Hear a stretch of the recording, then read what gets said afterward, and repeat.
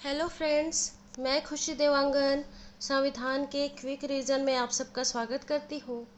इससे पहले हमने राष्ट्रपति से रिलेटेड महत्वपूर्ण अनुच्छेद और कुछ कुछ फैक्ट देखे थे। आज का हमारा टॉपिक होगा राष्ट्रपति पर महाभियोग और कुछ कुछ जनरल और फैक्ट है। ठीक है, तो आप वीडियो को लास्ट तक देखिए। आपसे एग्ज़ाम में जितने भी क्वेश्चन पूछे जाएंगे राष्ट्रपति से रिलेटेड वो सारे बनेंगे। तो चलिए लेक्चर स्टार्ट करते हैं। तो सबसे पहले मैं आपको बता दूं कि राष्ट्रपति पर महाभियोग, ठीक है, राष्ट्रपति पर महाभियोग अनुच्छेद 61 में इसका वर्णन है। तो आपको अच्छे से याद होना चाहिए कि राष्ट्रपति पर महाभियोग अनुच्छेद 61 में है, 61 में है और यह अर्ध न्यायिक प्रक्रिया है। ठीक है, क्या प्रक्रिया है? अर्ध न्यायिक प्रक्रिया है। इसका आधार, राष्ट्रपति पर महाभियोग लगाने का आधार क्या होना चाहिए? ठीक है, तो इसका जो आधार होगा केवल और केवल संविधान का अतिक्रमण करने पर ही राष्ट्रपति पर महाभियोग लगाया जा सकता है। ठीक है, तो आपको ये 3 फैक्ट तो अच्छे से याद रखने हैं कि अनुच्छेद 61 में दिया है, अर्ध न्यायिक प्रक्रिया है, संविधान का अतिक्रमण किए जाने पर ही राष्ट्रपति पर महाभियोग लगाया जा सकता है। ठीक है, आगे देखते हैं। अब इसको अगर हमको राष्ट्रपति पर महाभियोग लगाना है तो उसके लिए और क्या प्रोसेस है उसके बारे में देखते हैं। तो किसी भी सदन में प्रस्तुत कर सकते हैं। ठीक है, किसी भी सदन में प्रस्तुत मतलब जैसे मैंने बताया था कि निम्न सदन होता है, उच्च सदन होता है। निम्न सदन मतलब लोकसभा और उच्च सदन मतलब राज्यसभा, है ना। तो किसी भी सदन में, चाहे वो लोकसभा हो या राज्यसभा हो, उसमें प्रस्तुत कर सकते हैं। ठीक है, अगर हम राष्ट्रपति पर महाभियोग लगा रहे हैं, ठीक है, तो राष्ट्रपति को भी इसकी सूचना दी जानी चाहिए कि राष्ट्रपति को भी तो पता होना चाहिए कि मेरे ऊपर क्या चल रही है, महाभियोग की प्रक्रिया चल रही है। तो उसकी सूचना उसे कितने दिन पूर्व देनी चाहिए? 14 दिन पूर्व देनी चाहिए। ठीक है, किसी भी सदन में प्रस्तुत कर सकते हैं। राष्ट्रपति को सूचित करना अनिवार्य है, कितने दिन पूर्व? 14 दिन पूर्व। ठीक है, आप इसको याद रखेंगे, 14 डेज इम्पॉर्टेंट है। प्रस्ताव की सूचना पर उस सदन के कम से कम 1/4 सदस्यों के हस्ताक्षर होने चाहिए, क्योंकि राष्ट्रपति भारत का प्रथम नागरिक है और उन्हें उनके खिलाफ ऐसी कोई कार्रवाई करना इतना आसान नहीं है, है ना। हम इल्ज़ाम लगा रहे हैं कि आपने संविधान का अतिक्रमण किया है, उल्लंघन किया है, तो उसके लिए कोई एक पर्सन केवल नहीं लगा सकता, है ना।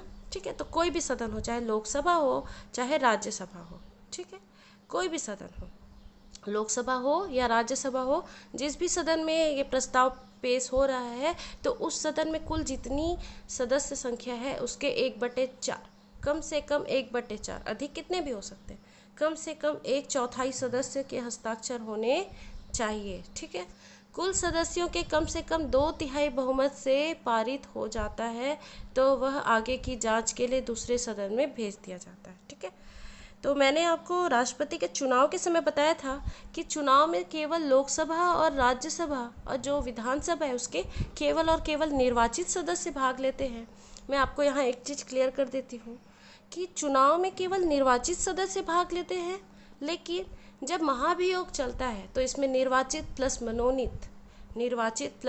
मनोनीत दोनों सदस्य भाग लेते हैं। ठीक है, लोकसभा के कुल सदस्य चाहे वो निर्वाचित हो या मनोनीत, और राज्यसभा के दोनों मतलब चाहे निर्वाचित हो या मनोनीत, है ना, सभी भाग लेते हैं। और एक चीज़ और आपको याद रखना है कि चुनाव में विधानसभा के निर्वाचित सदस्य भाग लेते हैं, लेकिन महाभियोग हटाने की प्रक्रिया में विधानसभा के सदस्य भाग नहीं लेते। इसमें राज्य का कोई रोल नहीं होता, ये पूरे केंद्र की प्रक्रिया है, केंद्र के हिसाब से। ठीक है, तो आपको याद रखना है कि राष्ट्रपति का जो चुनाव होता है उसमें लोकसभा, राज्यसभा और विधानसभा के निर्वाचित सदस्य भाग लेते हैं, लेकिन राष्ट्रपति पर जब महाभियोग लगाया जाता है, हटाने की प्रक्रिया चलती है, तो केवल और केवल लोकसभा और राज्यसभा के सभी सदस्य चाहे वो निर्वाचित हो या मनोनीत सभी भाग लेते हैं। ठीक है, अब जैसे जिस सदन में पेश हुआ तो पहला सदन में तो उस पर इल्ज़ाम लगा, है ना, पहले सदन में इल्ज़ाम लगा है। ठीक है, तो वहाँ से अगर 2/3 बहुमत से वो पारित हो जाता है, मेजर मेजॉरिटी चाहिए, है ना, 2/3 बहुमत चाहिए। तो 2/3 बहुमत से अगर वो पारित हो जाता है और दूसरे सदन में चला जाता है, चाहे वो कोई भी सदन हो, है ना, चाहे लोकसभा हो या राज्यसभा, ठीक है, उस सदन को हम जांच सदन बोलेंगे। क्या सदन बोलेंगे? जांच सदन बोलेंगे। और वहाँ पर राष्ट्रपति को अपना पक्ष रखने का अवसर दिया जाता है, ठीक है। राष्ट्रपति को दूसरे सदन में स्वयं के मतलब स्वयं उपस्थित होकर या अपना किसी प्रतिनिधि के माध्यम से, अपने किसी भी प्रतिनिधि के माध्यम से स्पष्टीकरण देने का अधिकार है। पहले सदन में इल्ज़ाम लगा, वोटिंग हुई, 2/3 बहुमत से क्या हो गया? पारित हो गया, और वो दूसरे सदन में चला गया, ठीक। जैसे मान लो लोकसभा में इल्ज़ाम लगा, वहाँ 2/3 बहुमत से पारित हो गया, अब कहाँ चला गया? राज्यसभा में। तो राज्यसभा को क्या कहेंगे हम? जांच सदन कहेंगे। और उस जांच सदन में राष्ट्रपति या तो स्वयं आकर अपने पक्ष रखेगा या अपने किसी प्रतिनिधि के माध्यम से अपना पक्ष रख सकता है, ठीक है। अब अगर मान लो वहाँ राष्ट्रपति ने अपना पक्ष रखा, उनकी बातों से कोई सहमत नहीं हुआ, उन्हें उनकी बातें समझ नहीं आई, जैसा भी है ना, उनको लगा कि राष्ट्रपति ने उल्लंघन किया है, अतिक्रमण किया है, और दूसरे सदन में भी पहले सदन के भांति अगर महाभियोग 2/3 बहुमत से क्या हो जाता है? पास हो जाता है, तो जिस दिन वह पास होता है उसी दिन से, ठीक है, जिस दिन दूसरे सदन में 2/3 बहुमत से महाभियोग का प्रस्ताव पारित हो गया, उस दिन से राष्ट्रपति का पद रिक्त समझा जाता है। उस दिन से राष्ट्रपति अपने पद पर नहीं रह सकता, ठीक है। तो आपको महाभियोग से रिलेटेड इतने ही फैक्ट अच्छे से याद रखने हैं, ठीक है। आई होप आपको समझ में आया होगा, ठीक है। मैं आपको एक फैक्ट बताती हूँ कि अभी तक ऐसा कोई भी अवसर नहीं आया जब किसी भी राष्ट्रपति पर महाभियोग लगाया गया हो, ठीक है। ये एक संविधान में क्लॉज है, इसलिए हमको इसको पढ़ना है, ठीक है। अभी तक किसी भी राष्ट्रपति के ऊपर महाभियोग की प्रक्रिया नहीं लगी है, क्योंकि जो सत्तारूढ़ पार्टी होती है उसी के ही पार्टी से रिलेटेड जनरली कोई ना कोई राष्ट्रपति बनता है, इसलिए ऐसा कभी कोई अवसर आया ही नहीं है, ठीक है। तो क्या क्या याद रखना है आपको? महाभियोग की प्रक्रिया यानी राष्ट्रपति को हटाए जाने की प्रक्रिया आर्टिकल 61 में है, 61 में है। यह अर्ध न्यायिक प्रक्रिया है। इसका आधार केवल और केवल संविधान का अतिक्रमण, उल्लंघन है, ठीक है। किसी भी सदन में प्रस्तुत हो सकता है, चाहे वो लोकसभा हो या राज्यसभा हो। राष्ट्रपति को 14 दिन पूर्व सूचना देनी पड़ती है कि आपके ऊपर महाभियोग की प्रक्रिया चलेगी, है ना। और उसके बाद अगर कोई भी किसी भी सदन में प्रस्ताव को प्रस्तुत किया जा रहा है तो उस सदन के कम से कम 1/4 सदस्यों का हस्ताक्षर होना आवश्यक है, ठीक है, अनिवार्य है, ठीक है। फिर अगर जो पहला सदन है जिसमें हमने प्रस्ताव लाया है, तो वहाँ 2/3 कुल सदस्यों के 2/3 बहुमत से पारित होना चाहिए। फिर दूसरे सदन में जाएगा, दूसरा सदन हम क्या कह रहे थे उसको?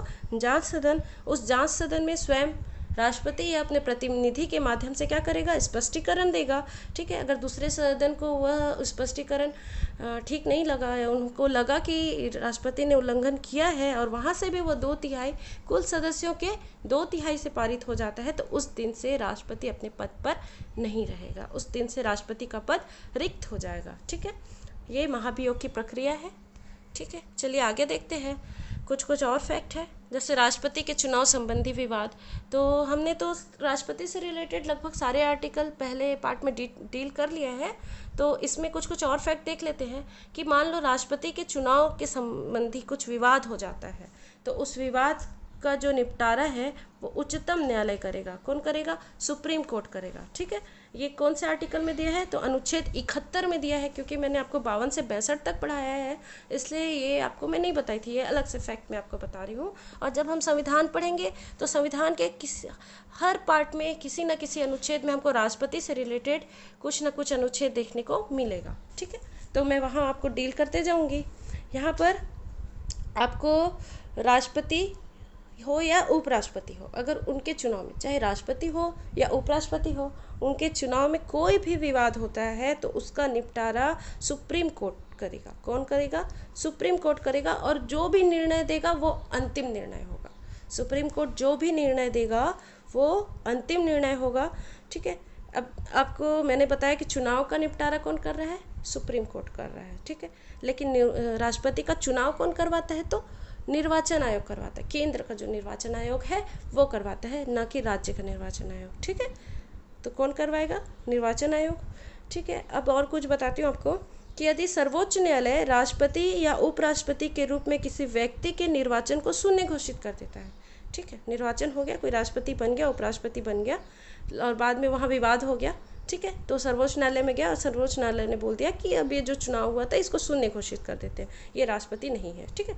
तो भी उस व्यक्ति द्वारा जब पद धारण किया, ठीक है, पद धारण किया, कोर्ट में केस चल रहा था, ठीक है, तो पद धारण करने की तिथि से सर्वोच्च न्यायालय के निर्णय की तिथि तक, ठीक है, मतलब पहले तो चुनाव हुआ, सामने वाला जीत गया और उसने पद धारण कर लिया, वो राष्ट्रपति बन गया, है ना, या उपराष्ट्रपति बन गया, ठीक है। तब अब कोर्ट में किसी ने उसको चैलेंज किया, चुनाव में विवाद हो गया, है ना, तो कोर्ट में केस चलते तक, सुनवाई होने तक, और जब तक ये निर्णय नहीं आ जाता कि अब उनका जो चुनाव था वो शून्य घोषित हो जाता है, वो राष्ट्रपति नहीं है, तब तक राष्ट्रपति या उपराष्ट्रपति द्वारा किया गया कोई भी कार्य अवैध नहीं होगा, इनवैलिड नहीं होगा। मतलब उन्होंने जो भी कार्य किए हैं, जो भी नियम बनाए हैं, जो भी हस्ताक्षर किए हैं, वो सब वैलिड होंगे, इनवैलिड नहीं होंगे, ठीक है। ये फैक्ट आपको याद रखना है। अब राष्ट्रपति से संबंधित कुछ कुछ और महत्वपूर्ण तथ्य है, जैसे राष्ट्रपति जो है भारत का प्रथम नागरिक है। क्या है? भारत का प्रथम नागरिक राष्ट्रपति। भारत का संवैधानिक अध्यक्ष राष्ट्रपति। भारत के सेनाओं का सर्वोच्च सेनापति, यानी जो तीनों सेनाएं हैं, थल सेना, नौसेना और वायुसेना, ठीक है, इनका जो सर्वोच्च सेनापति होगा वो कौन होगा? राष्ट्रपति, ठीक है। भारत के राष्ट्रपति की तुलना ब्रिटेन के सम्राट से की जाती है। ये भी आपको याद रखना है, किससे की जाती है? ब्रिटेन के सम्राट से। क्यों? क्योंकि वहाँ भी ऐसा ही है कि नाम मात्र का अध्यक्ष है, जो सारी शक्तियाँ हैं उसका यूज़ कौन करता है? प्रधानमंत्री करता है ना। ब्रिटेन में भी सेम ऐसा ही है, ठीक है। तो भारत के राष्ट्रपति की तुलना कहाँ से की जाती है? ब्रिटेन के सम्राट से की जाती है, ठीक है। चलिए आगे देखते हैं। राष्ट्रपति अपना त्यागपत्र किसे देता है? ठीक है, तो राष्ट्रपति अपना त्यागपत्र उपराष्ट्रपति को देता है, ठीक है। राष्ट्रपति अपना त्यागपत्र किसको देता है? उपराष्ट्रपति को देता है। और जैसे ही राष्ट्रपति अपना त्यागपत्र उपराष्ट्रपति को देता है, तत्काल उसी समय उपराष्ट्रपति इसकी सूचना लोकसभा अध्यक्ष को देता है, ठीक है। राष्ट्रपति ने क्या किया? अपना त्यागपत्र उपराष्ट्रपति को दिया, उपराष्ट्रपति ने इसकी सूचना किसे दी? लोकसभा अध्यक्ष को। तो ये फैक्ट आपको याद रखना है, पूछा जाता है बार बार एग्जाम में कि राष्ट्रपति अपना त्यागपत्र किसे देता है? उपराष्ट्रपति को। ये भी पूछा जाता है कि अगर उपराष्ट्रपति को राष्ट्रपति ने त्यागपत्र दिया तो उसकी सूचना वो किसे देगा, है ना, तो किसको देगा? लोकसभा अध्यक्ष को देगा, ठीक है। राष्ट्रपति का पद कैसे कैसे रिक्त होता है? एक तो मृत्यु में, एक त्यागपत्र में, एक महाभियोग या किसी अन्य कारण से अगर रिक्त हो जाता है, ठीक है, तो उसको भरने के लिए चुनाव 6 माह के भीतर कराया जाएगा, ठीक है। तो जैसे ही राष्ट्रपति का पद क्या हो गया? रिक्त हो गया, तो उसको भरने के लिए चुनाव कितने महीने के भीतर कराना है? 6 माह के भीतर। ये सारे फैक्ट हैं, आपको याद रखना है। राष्ट्रपति अपना त्यागपत्र उपराष्ट्रपति को देगा, उपराष्ट्रपति लोकसभा अध्यक्ष को इसकी सूचना देगा। जैसे ही राष्ट्रपति का पद किसी भी कारण से रिक्त होता है तो चुनाव 6 माह के भीतर करा लिया जाएगा, ठीक है। चलिए, राष्ट्रपति से रिलेटेड जितना हमने पार्ट 1 पार्ट 2 में पढ़ा, उससे रिलेटेड कुछ MCQ सॉल्व करके देखते हैं कि हमसे बन रहा है या नहीं बन रहा है। नेक्स्ट लेक्चर में हम राष्ट्रपति की शक्तियाँ और कुछ और फैक्ट जो बच गए होंगे वो डील करेंगे, ठीक है। क्योंकि राष्ट्रपति की शक्तियाँ बहुत ज़्यादा है और कन्फ्यूज़न क्रिएट करती है, तो उसको एक सेपरेट लेक्चर में देखना ही ठीक रहेगा, ठीक है। चलिए क्वेश्चन सॉल्व करते हैं। पहला क्वेश्चन है, संविधान का कौन सा अनुच्छेद कहता है कि भारत का एक राष्ट्रपति होगा? तो मैंने आपको 52 से 62 तक याद कराया था, 61, 62, 72, 74। तो मैंने तो 52 से 62 तक याद कराया था, तो 74 तो ऑलरेडी नहीं है, एलिमिनेट हो गया, है ना। मैंने आपको बताया था कि 52 में भारत का एक राष्ट्रपति होगा, जो संविधानिक क्या होगा? प्रमुख होगा। तो मैंने आपको कई बार बोला कि अनुच्छेद 52 में क्या है? भारत का राष्ट्रपति पद का उल्लेख है। तो इसका आंसर क्या है? सी, ठीक है, ऑप्शन सी। राष्ट्रपति के चुनाव में कौन भाग ले सकता है? कौन भाग ले सकता है? संसद के दोनों सदनों के निर्वाचित सदस्य, राज्य विधानसभा के निर्वाचित और मनोनीत सदस्य, सभी केंद्र शासित प्रदेशों के सदस्य, उपर्युक्त सभी। तो पहले तो मैंने आपको बताया कि मनोनीत जहाँ है उसको आप काट दो, हो ही नहीं सकता। सभी केंद्र शासित प्रदेश बोल रहा है तो ये भी गलत हो गया। मैंने तो बताया सभी के नहीं है, दिल्ली, पुदुचेरी और अभी अब कश्मीर और जो लद्दाख, इन लोग भी बन गए हैं, है ना। तो जहाँ केंद्र शासित प्रदेश में विधानसभा है सिर्फ वहीं, ठीक है, जैसे दिल्ली, पुदुचेरी, कश्मीर ये सब हो गया, है ना, सभी नहीं है, तो ये भी गलत हो गया। अब बचा क्या? ओनली ए, ठीक है, संसद के दोनों सदनों के निर्वाचित सदस्य, ठीक है। तीसरा क्वेश्चन देखते हैं, राष्ट्रपति बनने के लिए कौन सी योग्यता होनी चाहिए? तो 35 वर्ष की आयु होनी चाहिए, ये तो सही है। राज्यसभा का सदस्य चुने जाने योग्य हो, भारतीय नागरिक हो, ये भी सही है। ठीक है, अब यहाँ दिया है कि राज्यसभा का सदस्य चुने जाने योग्य हो, तो क्या सही है क्या?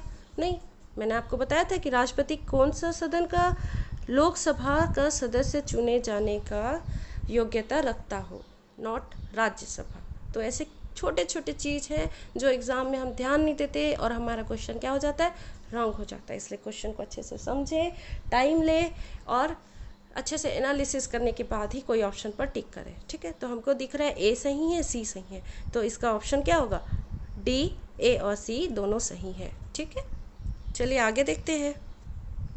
निम्न में से कौन सा कथन गलत है? कौन सा कथन गलत है? राष्ट्रपति के चुनाव में राज्य विधानसभा और मनोनीत सदस्य भाग लेते हैं। तो ये तो मनोनीत है, मतलब ये तो ऑलरेडी हमको दिख रहा है गलत है ना। चुनाव की बात हो रही है। संघ की कार्यपालिका में राष्ट्रपति, उपराष्ट्रपति, प्रधानमंत्री, महान न्यायवादी शामिल होते हैं, ये सही है। राष्ट्रपति पर संविधान का उल्लंघन करने पर महाभियोग चलाया जा सकता है, ये भी सही है। अनुच्छेद 56 राष्ट्रपति के कार्यकाल के बारे में है। अब मान लिया आपको अनुच्छेद याद नहीं है, लेकिन आपको और फैक्ट तो याद है ना, उसके आधार पर भी ऑप्शन पर आप टिक लगा सकते हैं। जैसे आपको याद नहीं आ रहा है कि अनुच्छेद 56 में क्या है, ठीक है, महान्यायवादी, प्रधानमंत्री, उपराष्ट्रपति है या नहीं, लेकिन आपको पहला तो अच्छे से पता है ना कि राष्ट्रपति के चुनाव में मनोनीत सदस्य भाग नहीं लेते, मतलब ऑप्शन ए ही गलत होगा। तो आप आंख बंद करके ए लगा कर आ सकते हैं, है ना। ठीक है, राष्ट्रपति का पद किस तरीके से खाली हो सकता है? तो राष्ट्रपति का पद कैसे खाली होगा? कार्यकाल समाप्त होने पर, हाँ होगा। त्यागपत्र देने से होगा। सिर्फ महाभियोग के शुरू होने पर, केवल ए और बी। तो मैंने बताया था आपको कि सिर्फ महाभियोग के शुरू होने से कैसे खाली हो जाएगा, होगा क्या, पारित होगा, दोनों सदनों में पारित होगा, तभी तो होगा ना। तो इसका आंसर सी क्या है, गलत है। सिर्फ शुरू होने से खाली तो नहीं होगा। ठीक है, मतलब ये गलत है, तो इसका ऑप्शन क्या होगा, कार्यकाल समाप्त होने पर और त्यागपत्र देने पर, यानी केवल ए और बी, इन दो तरीकों से खाली हो सकता है। ठीक है, चलिए अगला क्वेश्चन देखते हैं। भारत में कार्यपालिका का अध्यक्ष कौन होता है? तो भारत में कार्यपालिका का अध्यक्ष कौन होता है? कौन होता है? राष्ट्रपति। राष्ट्रपति अपना त्यागपत्र किसे सौंपता है? भारत के उपराष्ट्रपति को। मैंने अभी तो पढ़ा है ना 10 बार। ठीक है, भारतीय सशस्त्र सेनाओं का सर्वोच्च कमांडर कौन होता है? कौन होता है? रक्षा मंत्री, गृह मंत्री, प्रधानमंत्री या राष्ट्रपति? आप भी बताया, तीनों का, थल सेना, नौसेना, वायुसेना का सर्वोच्च कमांडर कौन होगा? राष्ट्रपति। ठीक है, राष्ट्रपति का निर्वाचन किस प्रकार से होता है? किस प्रकार से होता है? राष्ट्रपति का निर्वाचन मनोनयन द्वारा, प्रत्यक्ष रूप से, अप्रत्यक्ष रूप से, कोई स्पष्ट प्रावधान नहीं है। तो हमने पहले लेक्चर में पढ़ा था अप्रत्यक्ष रूप से होता है। अगर आपने नहीं देखा है तो आप जाके इसका पहला लेक्चर देख सकते हैं। ठीक है, राष्ट्रपति के निर्वाचन से संबंधित उत्पन्न विवाद का निपटारा किसके द्वारा किया जाता है? किसके द्वारा करते हैं? सर्वोच्च न्यायालय के द्वारा। ठीक है, और भारत के राष्ट्रपति को उसके पद से हटाया जा सकता है। भारत के मुख्य न्यायाधीश के द्वारा हटा सकता है क्या? नहीं हटा सकता। भारत के प्रधानमंत्री हटा सकता है क्या? नहीं। लोकसभा के द्वारा, केवल लोकसभा हटा सकती है? नहीं। संसद के द्वारा, संसद में दोनों शामिल होते हैं, लोकसभा भी और राज्यसभा भी। ठीक है, तो आई होप आपको लेक्चर अच्छा लगा होगा। तो आप कमेंट बॉक्स में बताइए कि आपको सारे फैक्ट समझ में आए या नहीं आए, किस टॉपिक पर आपको कोई कन्फ्यूज़न हो रहा है आप बताएंगे तो हम उस पर आपको सारे डाउट्स क्लियर करवा देंगे। ठीक है, वीडियो को लास्ट तक देखने के लिए थैंक यू। चैनल पर बने रहने के लिए धन्यवाद। लाइक करें, सब्सक्राइब करें और अपने दोस्तों को भी शेयर करें। Thank you.